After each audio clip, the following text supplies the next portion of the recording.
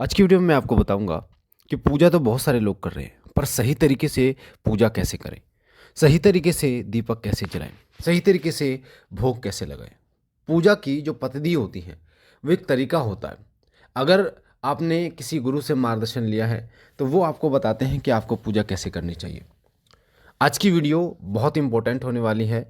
और टॉपिक क्या है आज की वीडियो का? वो टॉपिक है कि आप पूजा का सही तरीका कैसे मालूम करें, कैसे आप पूजा को सही दिशा में लेके जाएं ताकि आपको अनुभव होने शुरू हो जाए। जो लोग पूजा करते हैं, कई कई साल से पूजा कर रहे हैं, बार बार उनका मैसेज आता है कि गुरुजी इतने साल हम पूजा करते हो गए।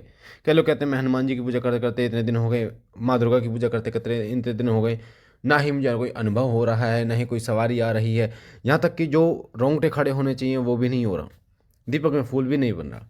तो गुरुजी कहाँ कमी रह रही है? कारण क्या होता है? कुछ लोग साल साल भर पूजा करते हैं तब उन्हें कोई फल नहीं मिलता, और कुछ लोग कुछ महीने पूजा करते हैं तब उन्हें फल मिल जाता। कारण होता है एक तरीका। अगर आपको तरीका नहीं पता पूजा का तो आप एक गलत दिशा में पूजा करेंगे और आपका उस बंजर भूमि में आप पेड़ बोएंगे जिस जो उपजाऊ है ही नहीं।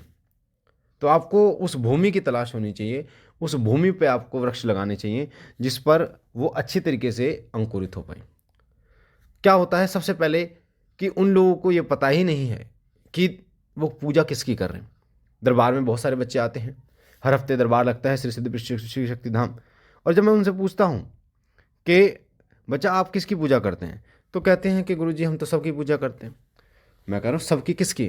कह रहे हमारे मंदिर में तो जी हनुमान जी भी हैं, दुर्गा माता भी है, माता काली भी है, भोले बाबा भी हैं, गोरखनाथ जी भी हैं, भैरव बाबा भी हैं, और भी बहुत सारे देवताओं का नाम बता देते हैं, राम जी भी हैं।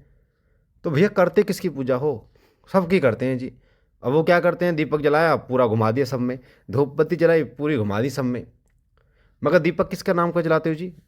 दीपक जी हम तो भगवान के नाम का जलाते हैं। किस भगवान के नाम का? सबका जला देते हैं जी। तो ऐसे ये गलतियां होती हैं।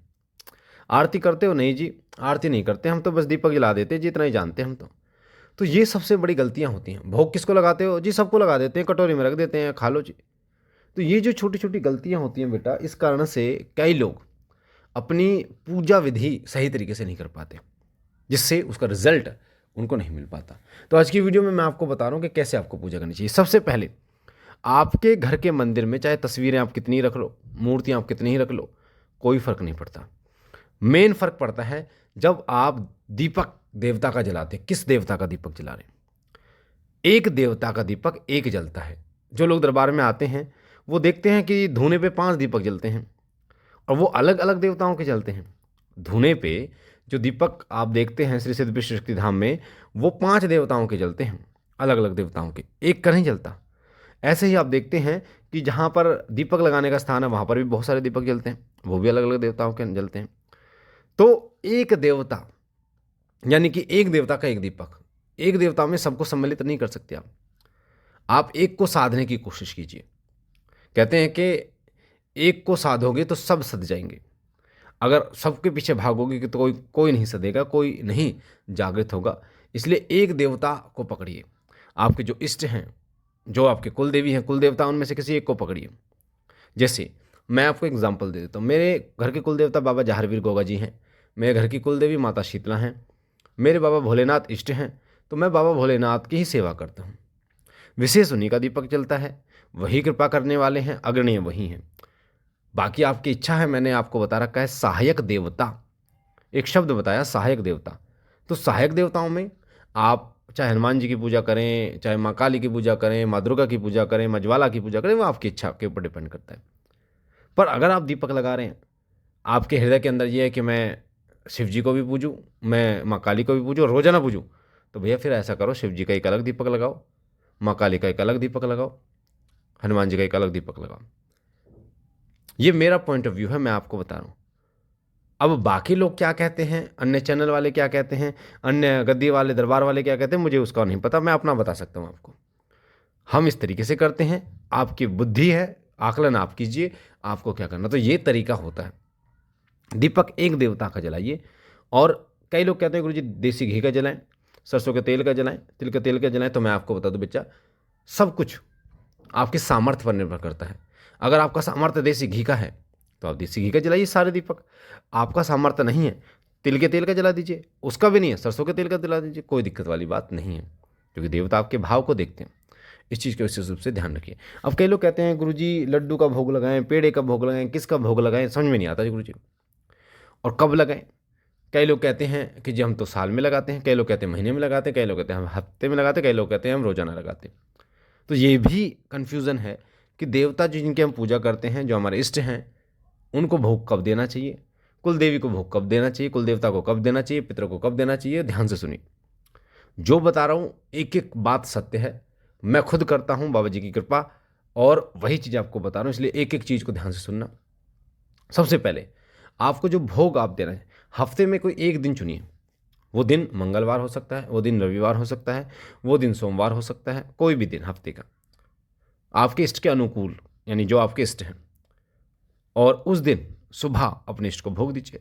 अब क्या भोग देना है, आप लौंग और बतासे, सबसे पहले होता है 2 लौंग और 1 बतासे का भोग सबसे बड़ा होता है, तो 2 लौंग और 1 बतासे का भोग अपने इष्ट को दीजिए। उसके बाद आप इसमें पंचमेवा ऐड कर सकते हैं अगर आप देना चाहते हैं। अच्छा, पंचमेवा में ना कई लोग ये कहते हैं गुरुजी पूरा का पूरा बादाम दे दें, पूरा का पूरा काजू दे दें, कई बार पैसों की परेशानी होती है। तो मैं आपको बता दूं, भगवान को, बाबा जी को इससे कोई लेना देना नहीं है, वो पूरा है आधा है। उनको लेना देना है कि काजू पंचमेवा मिल रहा है कि नहीं। अब जैसे काजू है, काजू को आप 5 भाग कर सकते हैं, बादाम के आप 4-5 भाग कर सकते हैं, अखरोट के आप भाग कर सकते हैं, ठीक है, या गोले, जो सूखा गोला होता है पंचमेवा में, उसका आप तोड़ के अलग अलग भाग कर सकते हैं, तो उनका भोग आप दे सकते हैं, कोई दिक्कत वाली बात नहीं है। बाबा जी कृपा करें, ठीक है। तो सबसे बड़ा भोग ये मैंने आपको बता दिया। अब इसमें 2 इलायची आप ऐड करना चाहते हैं तो आप इलायची ऐड कर सकते हैं। अब कुलदेवी कुलदेवता का कब देना है, कुलदेवी कुलदेवता का साथ में भी आप दे सकते हैं जब अपने इष्ट को दें, या फिर आप जो सप्तमी अष्टमी नवमी आती है अपने इष्ट के अनुकूल, वो भी आप दे सकते हैं, ठीक है। पितरों का अमावस्या पे दीजिए। जब आप हवन करते हैं तो पितृ कुलदेवी कुलदेवता का जरूर दीजिए, और उसके साथ अपने इष्ट का भोग दीजिए।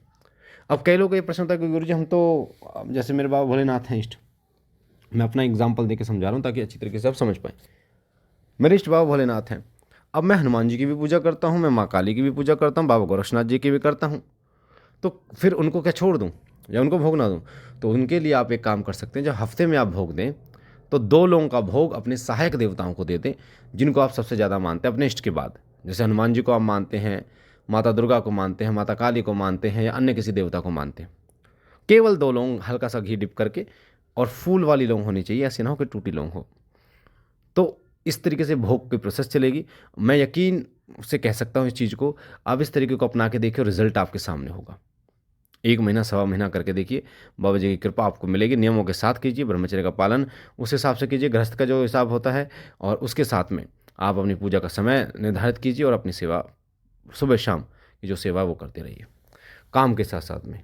आप देखेंगे आपको रिजल्ट बहुत गजब मिलेगा स्वप्न के माध्यम से। और अगर आप श्री सिद्धि श्री शक्तिधाम अन्य भैया को साक्षी मान कर करते हैं तो 100% बाबा जी कृपा करेंगे, या माँ जगदम्बा कृपा करेगी। तो हम मिलते हैं एक नई जानकारी के साथ, तब तक के लिए ओम नमः शिवाय, जय श्री राम, हर हर महादेव।